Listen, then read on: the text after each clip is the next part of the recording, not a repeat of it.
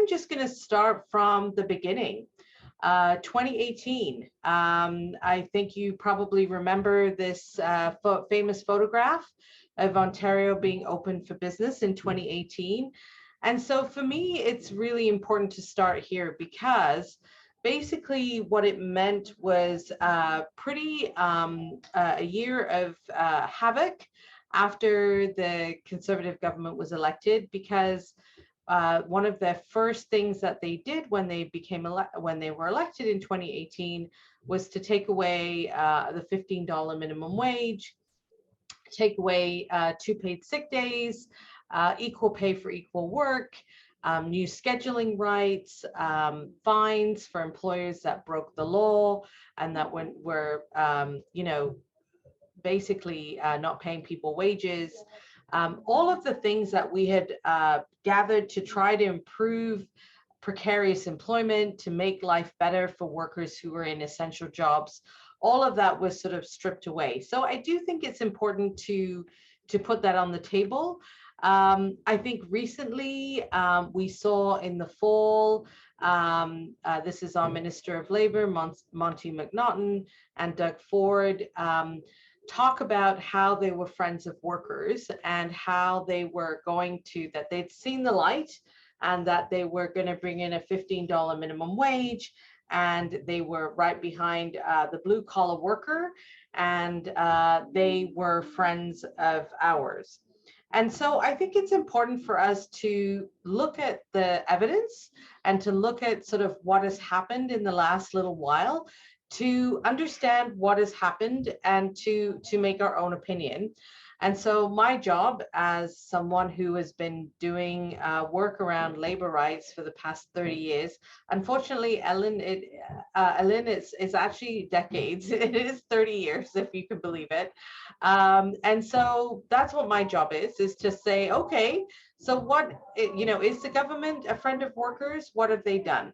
So here's what we're going to talk about tonight, is we're going to talk about paid sick days. We're going to talk about this new legislation that they've passed over the past sort of 5 or 6 months. We're going to talk about minimum wage, and we're going to talk about the rights of workers. And so let's start with paid sick days. So obviously, we're still in a pandemic. We're still in the 6th wave. And what has happened around paid sick days? Well, we basically had to argue for paid sick days throughout the pandemic. And finally, in May of 2021, the Ford government finally announced that they would be introducing 3 temporary paid sick days. They're only COVID related, and that the government would pay for this. And they are set to expire in July of this year.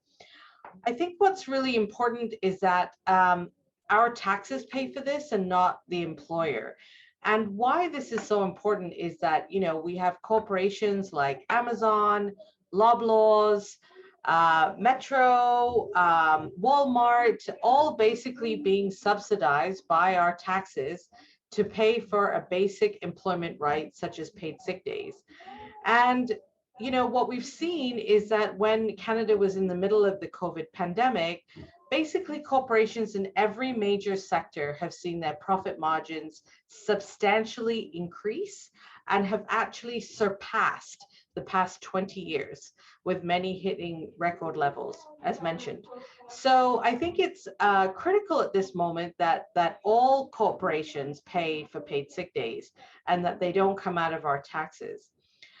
And I think it's important to know that Deloitte was paid over $22 million to administer this program. There was no fair tendering process. And in fact, we believe that it will come out closer to $27 million. And so they did not put that forward to any nonprofit organizations. So that's the state of paid sick days. We're still waiting for them, basically, and they're about to expire. And most people only use them because you kind of have to ask your employer for them. They're not necessarily your right to get them. And so we've seen that workers have been afraid to use them only for vaccinations. So they have voted, the present Conservative government has voted 27 times against any legislation for paid sick days. And in fact, in the top photograph here, we see the Green Party, the Liberals, and the NDP all standing together with over 30,000 signatures calling for paid sick days. And the Tories have actually voted 27 times against paid sick days, 10 paid sick days. And so we've seen an incredible response from our allies, emergency doctors, healthcare advocates, medical officers. Actually, the mayors of all the 34 major cities have been calling for paid sick days, and yet we still don't have it.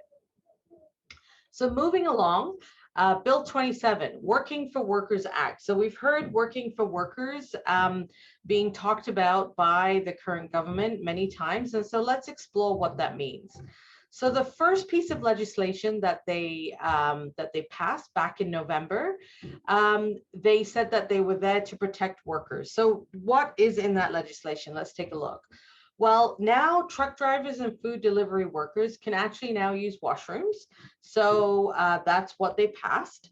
So they chose not to make sure that workers actually had full protections under employment standards, but they have now said that they have a right to use a washroom. Recruiters overseas can now be held liable for fees charged to migrant workers. So if a migrant worker apparently who, let's say, pays $10,000 for a job here in Canada, we can now go after that recruiter because the person here who's hiring them can be held liable. And now licensing of temp agencies in Ontario has been brought back. This used to be in Ontario, but because of the lack of enforcement, it was gotten rid of.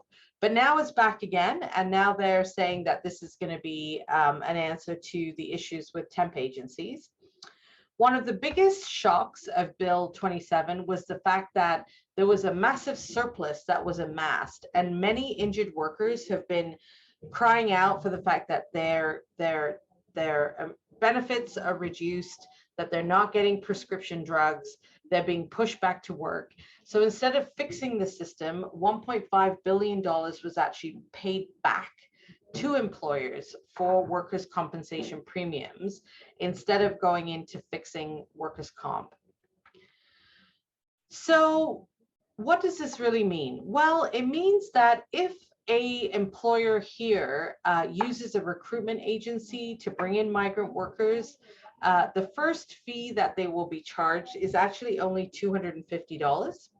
So it's not really that much of an incentive. I think I actually have more of a penalty if I don't pay a parking ticket in Toronto, because I can't even get my license renewed, my driver's license. So workers are pushing for more. These are all of the different migrant worker groups in our communities that are pushing for status for all, and that's what they need. And instead of legislation that doesn't really have the power to actually enforce their rights for a stronger jobs and wages and working conditions.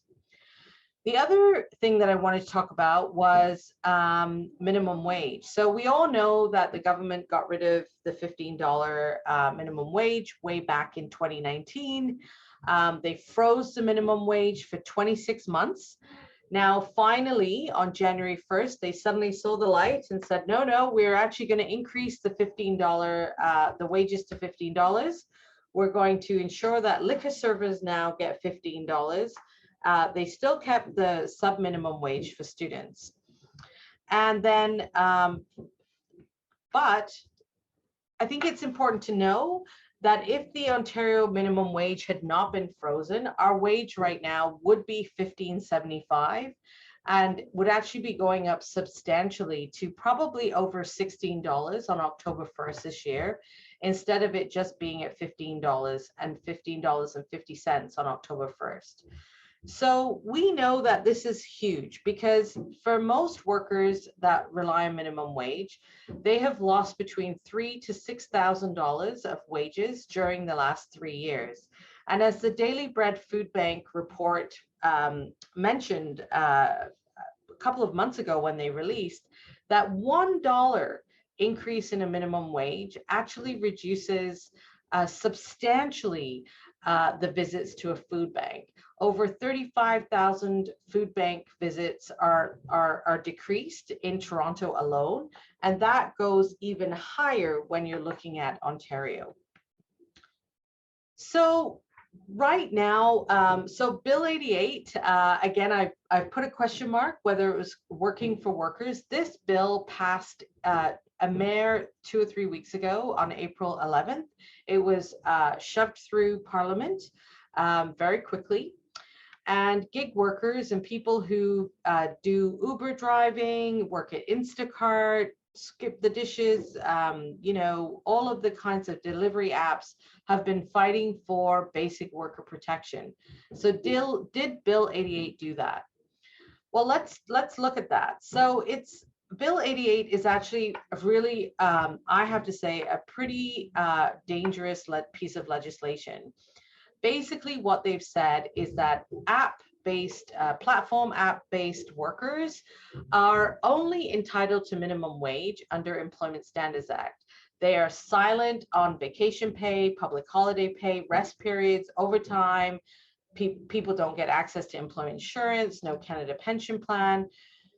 And so you think, well, you know, well, so what, Deena? You know, they'll at least get minimum wage. But when you look at the minimum wage definition in Bill 88, they're basically saying workers can only get paid when they're doing active delivery. So when they're waiting for an order, when they are waiting for their next passenger, workers will not get paid. So an analogy could be that, you know, if you're working in a retail store, you would only get paid when a customer actually ordered a coffee. When you were waiting for a customer to enter that cafe, you wouldn't get paid. This is essentially what they've now done for basic minimum wages. So workers will still have to make individual complaints to try and fight for these rights. And ironically, when workers have come forward to file complaints, they are actually, the Ministry of Labour themselves have actually ruled that they're employees. So it puts gig workers in an incredibly difficult situation. So we have been fighting for a decent work agenda, and I'm going to very quickly go through this because this is what workers have identified, what they want. And here are some of the things that we are fighting for right now and we're putting on the table. And I think these are some of the things that you need to think about when somebody's knocking on your door wanting your vote. What is their position on decent work and decent wages? So we're pushing for a $20 minimum wage. That's what our members have voted on, and that's what they are pushing for. We're also voting, wanting to see an end to racism, discrimination, and workplace bullying. We're seeing a huge rise in hate-based crimes, and we're seeing that manifest in the workplace. Status for all, obviously this is a federal issue, but I think for many workers, strong enforcement of legislation at work is really quite critical, because for many migrant workers, they are not even getting paid minimum wage as their employers take advantage of them if they're undocumented. Paid sick days. I don't think I need to explain that to you as to why we need that. We have pretty broad support. Over 82% of people in Canada support paid sick days. We're pushing for 10 employer paid sick days. Wanting to ensure that there is more protection for temp agency workers. This is one of the biggest ways in which workers get jobs in Ontario, and we need to make sure people are safe. There have been many deaths and injuries on the job for temp agency workers. Wage theft, huge issue. It's one of the biggest things that workers call our center for, where people don't even get paid their wages. And we need more strong enforcement. What's the point of having basic worker rights if they're not enforced? A lot of employers are very confident in breaking the law. Again, how do we make sure that gig workers are protected, that temp agency workers that are protected, that workers who are misclassified as independent contractors are protected? We need a basic floor of rights. I don't think that that's too much to ask for to get minimum wage, you know, overtime pay, a rest period, a coffee break. That's basically what we're asking for, and that's what workers are fighting for. Making it easier to join a union. That's pretty self-explanatory. I'm just going to end off by saying, you know, there's a huge mobilization this Sunday for May 1st, where there's you know, people are fighting for justice for all of the issues that you've identified in the chat. And we're seeing there's about 12 demonstrations happening all across Ontario on May 1st, hoping that you can join us. And just wanted to make a special plug. If some of these issues that I've talked about, you want to find out more, our next provincial-wide Justice for Workers meeting is on Tuesday, May 10th at 7 p.m. And you can register going to the justiceforworkers.org website to register and find out more information. But basically, the hundreds and thousands of workers are basically saying, you know what, we cannot go through what we went through during this pandemic without stronger rights and protections. Here's our agenda. Here's what we think will protect us. And so we're really hoping that you'll join with us in this fight, and to make sure that this is front and center on June 2nd, and that you ask the candidates if they support some of these basic issues. I'm going to stop right there and just move on to the next speaker, so I don't want to go over my time period. So thank you. Thank you, Deirdre. I'm very pleased to be here. I'm very pleased to be with everybody who's in the audience and in the company of Deena and Doug. Thank you, Deena, for your presentation. And I work with the Water Watchers, job's called Campaign Director, and we support grassroots groups that are engaged in protecting water. And water is essential to life. Water is essential to all life. Water is an equity issue. Access to water is an equity issue. And while that's something that many people have been concerned about for a long time, the issue of water in the environment is especially important in terms of the climate crisis. And I wanted to speak very briefly about that, and maybe make a brief connection as well to the comments that Deena made and that Doug may make. Because I'm sure you've been paying attention to what the scientists are saying about the climate crisis, and it is a complete change. It represents an existential threat to the life as we know it. Noam Chomsky has said that in a couple of generations, organized human society may not survive. It's a stark message, but it means that we're not just involved in terms of the climate crisis. We're not just involved in problem solving, but also in avoiding catastrophe.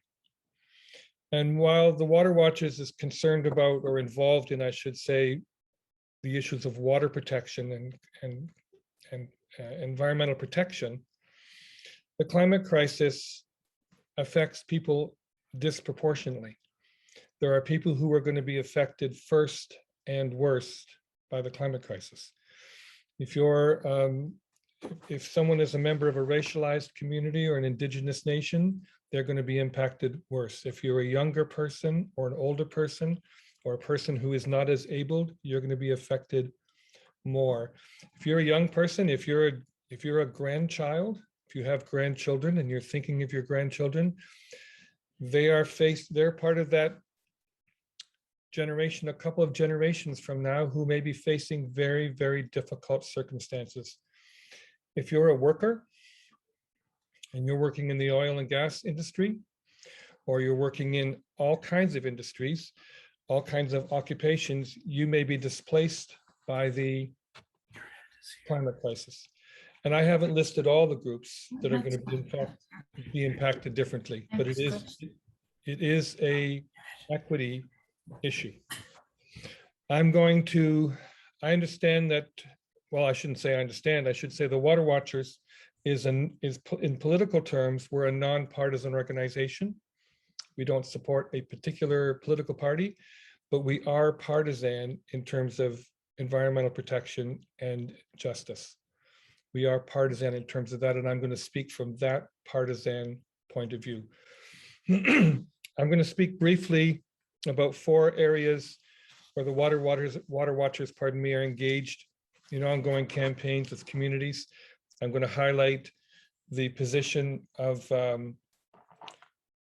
political parties in terms of their platform with respect to those 4 issues. But I'm going to start off by saying that Doug Ford's Conservative government is an enemy of environmental protection.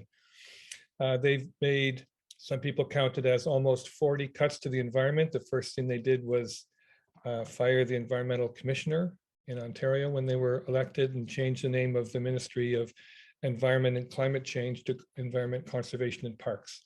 I won't go through the litany of all the cuts they've made. It has been a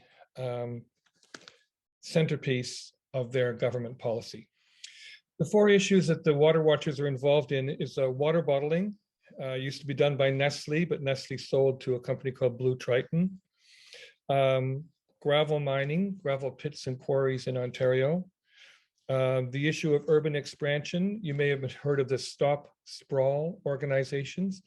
The Stop Sprawl organization in Hamilton, by the way, hats off to any of you who are from Hamilton, set the tone by refusing to expand the urban boundary, protecting and preserving 3,000 acres of farmland, and kicking off, inspiring people in communities across Ontario to do the same thing, followed quickly by people in Halton who preserved 10,000 acres of farmland. And then finally, I want to talk very briefly about ministers' zoning orders, or MZOs, as a way of accelerating industrial development and environmental destruction. So with regard to Nestle and Blue Triton, the province of Ontario has a policy of giving permits to take water, to allow water bottling. This is problematic in several ways. First of all, water should not be for sale. Secondly, groundwater, 3 million people in Ontario rely on groundwater for their drinking water, for their domestic water taking. The climate crisis, again, I think is the background to everything I'm saying, that given the insecurity of the future of water under climate change, then it's important that we leave groundwater in the ground for domestic use and not extract it, not allow corporations to extract it and sell it for a profit. There's plastic pollution from the bottles. There's plastic health effects. You've been reading about the impact of plastic in now being found in people's bloodstreams. And there is the issue of just transition for the workers in places like the Nestle bottling plant. While we want to see those plants closed and stop the issuing of permits to take water, those workers need support for transition to better and permanent work. Most profoundly is that, and this is in all of the issues that I'm going to talk about, this water is extracted without the consent of Indigenous nations, and it's a profound injustice that only 60 kilometers from where Blue Triton takes water for sale is 6 nations, where 90% of the residents of 6 nations do not have access to clean drinking water. For all of those reasons, we should stop issuing permits to take water for bottling in Ontario. The NDP and the Green parties have that as their platform. The Liberals do not. The Liberals don't have a statement on that. They did impose a moratorium. Kathleen Wynne's government imposed a moratorium before the previous election. The Liberals do not have a policy on that at this time. Next issue I want to talk about briefly is we call gravel mining. You might know it as aggregate extraction. It's digging up pits, gravel pits, or blasting quarries. We have a major campaign we're supporting called Reform Gravel Mining. I won't go into all the ways in which gravel mining is problematic. If you live near a quarry, you'll know all about it. It's a threat to groundwater, to species, and to community health and safety. The important thing that we've discovered is that the number of licenses that the government issues for gravel mining is 13 times as much as is used every year. And there are more than 5,000 pits and quarries in Ontario. So we've called for a moratorium on issuing all new gravel mining approvals until there can be a complete review and re-regulation of that industry. The Green Party and the NDP, again, have endorsed that moratorium and have it in their election platforms. The Liberals privately have told us that they endorse it and that we're awaiting an announcement from them. I hope they'll make that announcement soon. The Ford government, one of the first things the Ford government did when they were elected was hold a quote unquote secret summit with the gravel mining industry, where the gravel mining industry gave them their wish list of regulations that they wanted to see be reduced and to be cut, and the Ford government implemented their whole agenda. The third issue I want to talk about very briefly is, I mentioned it again, is the issue of urban expansion. Again, I won't get into too much detail, but the Ford government wants to increase the land value for their developer friends and is talking about a strategy to increase the housing supply by opening up farmland for more single-family housing subdivision development. That's, first of all, not the most affordable way to do it. It won't create the most affordable housing. Suburban development is the most expensive form of housing. People in Hamilton will know that if that had been expanded, people who live in the existing footprint of Hamilton would have been paying more in property taxes to subsidize the development of those new developments. It's not fair or equitable. And again, with climate crisis as the background, we need to be preserving and protecting farmland. Ontario's farmland is diminishing at a significant rate, and agriculture in Ontario is actually a larger economic multiplier than housing development. So again, we've worked very hard with local organizations, local community grassroots groups to fight that urban expansion. There's been some success, and the NDP, the Greens, and the Liberals all have strong policies to maintain urban boundaries and increase housing density within existing boundaries. The last issue I want to talk about briefly is minister's zoning orders. So again, an agenda of attempting to accelerate development and remove democratic participation in planning processes, the Ford government has used something called the minister's zoning order to override the Planning Act of Ontario. So that, I'll give an example. In Stratford, a company called the Jinyi glass plant wanted to open up a production facility which would have used 1.3 million liters of groundwater a day, would have emitted carbon emissions into the community, and was not subject to any participation by the residents in approving of approving that project. The provincial government gave the site, at the request of the Stratford community, a minister's zoning order. The mayor and council announced the project 2 weeks before a final deadline to approve it. We were asked to be involved at on very short notice, and helped the community put on a vigorous campaign that led to both the denial of that project and the rescinding of the minister's zoning order. A similar process is underway in Cambridge, where a developer named Broccolini, representing Amazon Fulfillment Center, secured a minister's zoning order for a site in Cambridge. In similar ways, this was designed intentionally to override the participation of residents in the planning process. And this That warehouse is located in the Haldeman Tract, which is an area disputed by the, I shouldn't say disputed, where the treaty obligations have not been fulfilled to Six Nations, and the traditional leadership, the Haudenosaunee Confederacy Council, have announced a moratorium saying there should be no development in the Haldeman Tract. In spite of all that, Ford government proceeded. Again, we've been involved with that community. I say we think we've stopped it.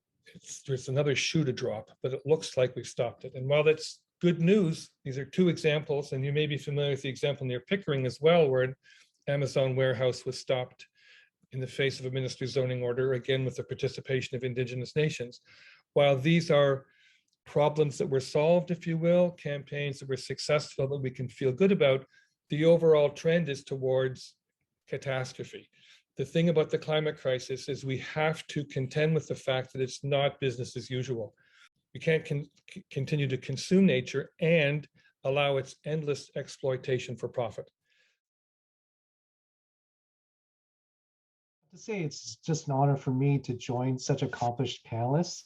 I followed Deena's work and Mike's work for many years, and I just feel honored to be part of the group and part of this webinar. So I'm just going to get into our slide here, and I hope everyone sees it. So I'm just going to talk a little bit about the legal clinic system, information about who renters are, the challenges that renters face, and I'm going to offer 5 housing policy priorities for Ontario. So a little bit about ACTO. We're one of 70 community legal clinics funded by Legal Aid Ontario, and we offer, we advance tenants' rights throughout the province by litigation, public legal education. We also influence decision makers, and we also run the Tenant Duty Council program, which offers self-represented tenants assistance at the day of their hearing at the Landlord and Tenant Board. In 2016, we ran a study, the program ran a study of all the people that we helped. And we found that 75% of our clients were living in poverty.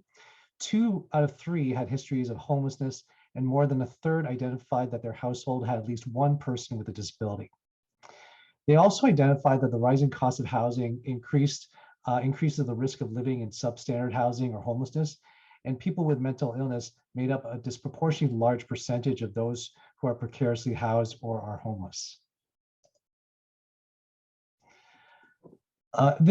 All this should not come as a surprise, but some of the information that I was able to pull from the 2016 census, which we're going to get more updated numbers later this year, showed really the growing affordable housing crisis that we're currently experiencing. So CMHC, which is the Canada Mortgage Housing Corporation, defines housing affordability as paying up to 30% of your gross income towards shelter. And from the 2016 census, what we found was 82.5% of tenants in Ontario with incomes below $20,000 spend more than 30%. Almost half spend more than that, spend 50% or more. Between 1991 and 2016, tenant household incomes increased by 45%. However, average shelter costs has gone up by 80%. And of course, those numbers we expect to significantly change when we receive the new census information. We also know that investors have made up the largest segment of buyers over first-time home buyers for the first time in many years. And this has been a stat that has been growing since I would say the last 3 years. We found also that average rent for new rentals, new apartment buildings that have gone online, they were 43% higher than the average market rent for all units, with a market rent average of $2,222 per month. So why is this happening? Well, back in the 60s, after World War II, Canada used to be in the business of providing housing, and we were quite good at it. Many of the purpose-built rentals, the apartment buildings that you see highlighting our skyline were built in the 60s, 70s, and 80s, and those were boom times. Unfortunately, that level of investment dried up. The policies changed in the early 90s, and both the federal and provincial government they walked away from their former traditional role. And what replaced them and what they wanted was having private developers fill in that gap, that space. And what they were using was vacancy decontrol or lifting rent control rules to try and incentivize the creation of purpose-built rentals after the 1990s. And what we found was, instead of creating more apartment buildings and purpose-built rentals, which are traditionally more affordable than the secondary market as condos, we found that condos were being built, that only 8% of all new builds over the last 20 years were purpose-built rentals. And so it's a policy that's quite frankly failed. Yet 20, 30 years on, we still have loose rent control rules. For sitting tenants, they have rent control that's established every year by the Consumer Price Index. However, if the unit is vacant, then the landlord can charge whatever the market will bear.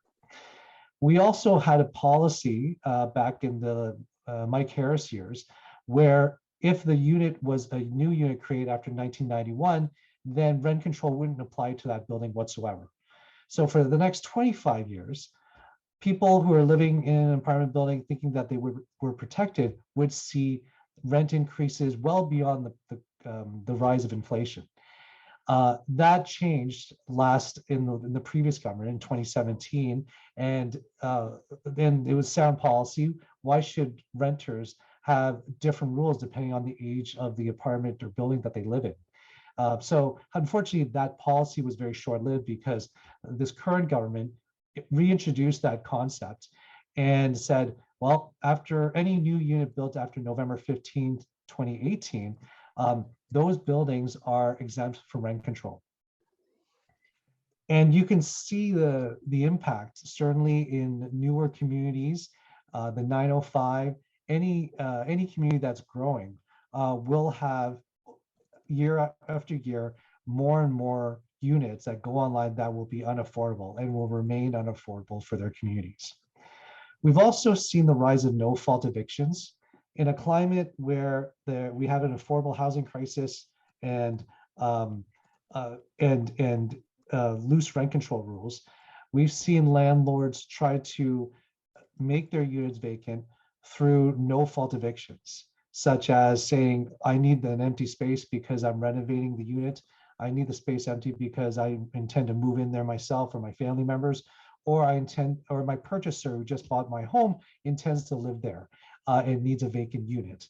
And what we've been finding was there have been a growing number of these type of applications and growing incidences where, in fact, that was not the case, that those eviction applications were filed simply to get rid of that sitting tenant. We've also seen the rise of institutional landlords, real estate investment trusts, and other income vehicles. And these are professional landlords who make it a business to maximize profit to their shareholders. So in a climate where we have low interest rates, these real estate investment, these institutional landlords are able to use the equity that they have in their other properties and take advantage of low interest rates and start accumulating more and more properties, where you're seeing fewer and fewer so-called mom and pop landlords, and more of the landlords who are international landlords like Achilles, or in the Yukon, there's a real estate investment trust that owns 80% of all of the apartment buildings in the Yukon. In fact, in 2019, there's a stat that we found that 18% of Canadian apartments are owned by financial firms such as REITs. And that, in our opinion, has led to the affordable housing crisis. Other issues affecting tenants are in 2019, soon after the provincial government came to power, they cut legal aid's budget by 30% or $130 million. That has had a dramatic impact on low-income Ontarians trying to assert their rights, whether it's in any context, in housing, family law, and in other areas. And because they're less able to assert their rights, more and more of these large institutional landlords are taking advantage and trying to trample on their rights that are under the Residential Tenancies Act. Also, in the last 2 years, the Landlord Tenant Board has dramatically changed. Whereas before you would go to a local office and dispute your issues, you would see a sign that says Tenant Duty Council is there to provide assistance, and you would have counter staff helping you navigate through the process. We have now a system that's gone almost all digital, where you are one square out of dozens or maybe even 100 squares, trying to argue your case, trying to get the attention of the adjudicator, trying to give the evidence related to your leaky roof or the moldy basement apartment. And it's really very, very challenging for tenants to do that, especially when many tenants don't have the data plan to participate. Most tenants participate by phone, and landlords are participating by video. So in a forum in which you're trying to persuade a neutral adjudicator to try and sustain your housing and not become homeless the next day, you're at a distinct disadvantage when one party is able to persuade visually as well as through their other means. Whereas you're on the phone trying to figure out, who am I talking to? Am I talking to my landlord? Am I talking to the adjudicator? It's almost as if you're creating a courthouse where the judge sits with one party and you're in a separate room. So it's quite concerning, because what's happening is people are missing their hearings. People are, if their tenancies are ending through the digital and because of digital, whereas otherwise they would have found ways to sustain their tenancies. Every time we lose a sustainable tenancy, that's one less affordable unit that Ontarians have access to. So it's the concerns of the Landlord Tenant Board over the last 2 years have significantly impacted and exacerbated the affordable housing crisis. So what can we do? We've developed 5 housing policy priorities for Ontario. The first is to adopt innovative approaches to develop affordable housing. So that means improve inclusionary zoning policies. So really make it lenient, allow municipalities to tell developers, if you want to increase your project by an extra 10 units, make sure that 30% of all the units are dedicated for affordable housing. Right now, it's been severely restricted to transit nodes and not across all cities. And so it's really at a disadvantage when we're trying to address the affordable housing crisis. There's these limitations. Ensuring affordable housing is developed using public resources. So whenever a provincial building is sold, it's available to both the private market and the public market. So inevitably, the nonprofits, the co-op will always be outbid by a developer, and we think that should end. We also think that the province should recommit itself towards social, co-op, and nonprofit housing. Those are the ones who are providing affordable housing in Ontario. We should support them and give them the right tools so they can create more truly affordable housing. We want more inclusionary zoning and less exclusionary zoning. So what we mean by that is you have an area zoned for single detached homes, and that's what can only be built in that area. We think that shouldn't apply, that the municipalities should be free to put in like a 2 or 3 story or 2 or 3 townhouses in that space to really encourage more affordable housing. We also think that there should be an urban and rural Indigenous housing strategy, because in fact, most of our Indigenous peoples and First Nations people, they don't live on reserves. And so there needs to be a strategy where it's Indigenous led and where we can find solutions. The second idea that we have is to offer access to in-person services at the Landlord Tenant Board. So right now, as I said before, it's all video and it's really difficult for people in rural areas, for people who have technological language barriers to try and participate and save their tenancies.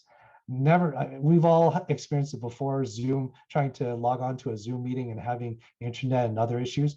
But imagine that experience and then multiply by the experience and the fear that if you don't get this right, you're going to lose your home the next day. So we want in-person services back and available at the landlord-tenant board. We also want to restore the budget of Legal Aid Ontario back to the 2019 levels so that more services are available to those who need it. Our third proposal is to retain existing affordable rental housing by ensuring that all municipalities can implement protection of rental housing stock bylaws. So only certain municipalities currently have rental housing protection bylaws where property owners can't convert their apartment building to condos or other types of housing. We want that ability for all municipalities, because right now some municipalities don't think that they have that power and others do. And in the meantime, every day we're losing our affordable rental housing stock. We also want to close all of the loopholes for rent control. We realize that there are costs that are due to inflation that should be incorporated into rent increases. That's fine, but we have huge loopholes that need to be closed so that people can afford the place to live. There was a time when people thought renting is a stepping stone to home ownership, but in the current climate, people just simply can't save enough to afford that home and realize that dream. Our fourth suggestion is to improve security of tenure for tenants by increasing fines and provide more protections for tenants to disincentivize no-fault evictions. Right now, the maximum that a tenant can claim against a landlord for bad faith evictions is a year's worth of their rent.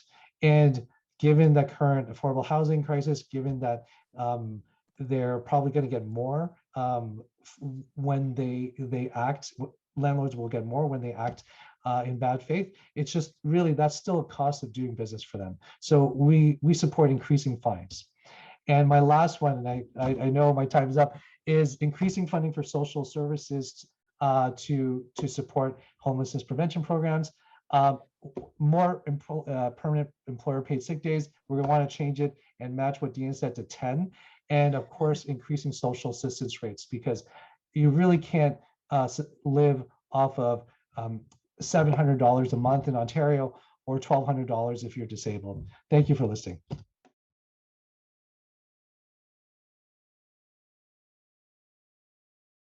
Answer when candidates talk to you, when you're at all candidates meetings, bring up those issues, because what they're going to do is they may not have an answer for you. They may not have been expecting the question about what are you going to do about inclusionary zoning, or how are you going to protect renters, but they will contact the head campaign office of their party and said, well, I'm hearing this from my community. What's our standard response? And if they get enough of those calls, the campaign office, then you're in the midst of changing their platform, or at least having them develop a response to the affordable housing crisis. We also talked about what can smaller communities do to encourage affordable housing, encourage all levels of government to work together.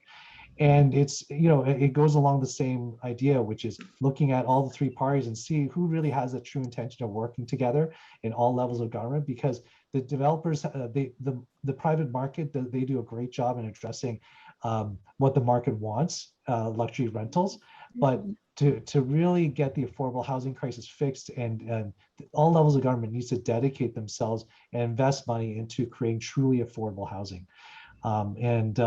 The other piece was talking about tenants' rights, how some renters saw, or some communities saw, a whole row of affordable rental housing disappear in replace of condominiums, monster condominiums. And the question is, why would anyone leave or be forced to leave? And so certainly in this affordable housing crisis in this environment, sitting tenants shouldn't. There is no incentive, hardly any, unless there's coercion by the landlord, or the landlord's offering something for them, or harassing them. And unfortunately, we have a landlord tenant board that's supposed to protect tenants, where they can file their disputes about harassment and have them heard quickly. It's just not happening. Deena, were there any topics that resonated in your group? Yeah, please. Yeah, no, I was just going to say that, I think in our group, we were just talking about a little bit about how overwhelming it can be. There's so many things that are happening, and it can feel sort of like, how do you even start to deal with some of these issues? And I think that, I think one of the things that I've learned is that you really can make a difference. Like even though it felt during the pandemic that it was so difficult to move things, we pushed the government to introduce paid sick days, even though they were 3 temporary paid sick days. We pushed them to try to show that they were friends of workers, and then to bring back the $15. And so, you might not think that your phone call or your question at the door is important, but I think, as Douglas said, it really is, because that information does go back. And I think one of the things that we can do is even individually or through our own congregations, we can get 5 or 10 people and collectively go to an MPP or to candidates and say, these are critical issues. If you don't feel comfortable doing it by yourself, right? Even 2 or 3 people, and they're so not used to people contacting them. And during the pandemic, most of these constituency offices have remained closed. They're not even answering the phones. And so you can really make a difference. And we're seeing that, where people are actually, government representatives are feeling the pressure. They're seeing that they need to deal with these critical issues, and you can be really pushing them. But I think it's up to us. Like, if we actually want these things to change, they will only change if we act.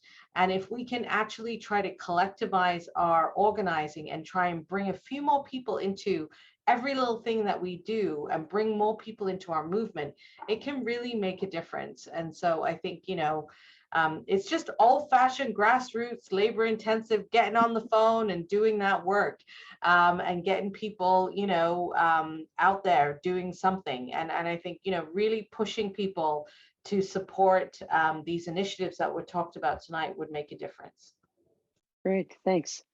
Mike, what about anything from your group that you heard, or any final points you'd like to add? Sure. First, I just want to add to what Deena was saying by using a metaphor, and if you'll forgive me using a water metaphor, if you were outside and 1 drop of rain fell on you, you might not think much of it. But if the sky opened up and drenched you, you'd know that. And I'd like you to all think of yourselves as 1 drop of rain, and go out and be part of the deluge, be part of the flood. Floods make a difference. This work has shown us that. There were two things got talked about in our group. Everybody is concerned about bottled water. I'm very happy to hear that. And if you want to somehow be involved in the campaign to get rid of blue triton and stop water bottling in Ontario, I put our website in the chat box. Come have a visit, sign up, join our contact list. The other issue that we talked a bit about was housing, and a question that got asked, and there was some good discussion in the chat earlier too, is how is housing a faith issue? There was a conversation about, is housing really a civil issue that shouldn't be talked about in the church? How is it a faith issue for Anglican people? And that might be something you want to keep talking about. Thank you. We will. Thanks, Elin. Well, in our group, one of the things, one of the participants shared that in her parish, her priest had throughout Lent, Isaiah 58 as a verse to talk about, and it talks about meeting the needs of the homeless poor, and as a way to introduce their own studies into housing and homelessness and their own parish response. So that's one way in which one parish has connected housing with their faith. I also wanted to hold up, I know of another parish in our diocese, and I'm sure there are parishes doing this in Niagara as well, where they've done, just sort of picking up on what Deena and Mike and Doug have said, they've done amazing work. And I know as things are starting to open up a little bit, there's more opportunities to invite your candidate, or even, you know, your MPP when it's not election time. Show them what you're doing as a parish. They invited this parish ran out of the cold, so they invited their MPP to come and see what they were doing, and their counselor and so forth. And then when it came time to say, you know, there's a bunch of us from our parish, we're concerned about this issue, we're concerned about climate change, we're concerned about housing, we're concerned about whatever, then they already had an in. The MPP, the counselor, already knew them, and they were like, oh yeah, you people, you're doing such great work. What is it that you're interested in doing? And they got so much better reception. They were able to have much more give and take in their conversations. They've been very successful at hosting candidates meetings in a number of elections. I know they're doing one again this year. So build those relationships, because you know, a good candidate wants to hear from their constituent. Great. Now we're just down to our last minute. I want to let you know that each of the organizations that were here tonight, thank you again, to Deena from the Workers Action Centre, to Mike from the Water Watchers, and to Doug from the Advocacy Centre for Tenants Ontario. Each of those organizations will be receiving a donation that from our diocese is shared, and as a way of supporting, thanking them for tonight, but as supporting their ongoing work, and as a sign of advocacy. It is part of our faith to, you know, to support this important work, and there are many ways to do it, and so and one of them is to pray. So I'm going to pray you out. Let us pray. Because you made the world and intended it to be a good place, and called its people your children, because when things seemed at their worst, you came to bring out the best in us. So gracious God, we gladly say, goodness is stronger than evil. Love is stronger than hate. Light is stronger than darkness. Truth is stronger than lies. Because confusion can reign, inspire us despite our faith. Because anger, tension, bitterness, and envy can distort our vision. Because our minds sometimes worry small things out of all proportion. Because we do not always get it right. We want to believe goodness is stronger than evil. Love is stronger than hate. Light is stronger than darkness. Truth is stronger than lies. Because you have promised to hear us and are able to change us and are willing to make our hearts your home, we ask you to confront, forgive, and encourage us as you know best. And let us cherish in our hearts that which we proclaim on our lips, that goodness is stronger than evil. Love is stronger than hate. Light is stronger than darkness, and truth is stronger than lies. May the song of creation restore us, the dance of justice inspire us, and the love of heaven enliven us as God blesses us this evening, tomorrow, and the day after, and the day after. Amen. Amen.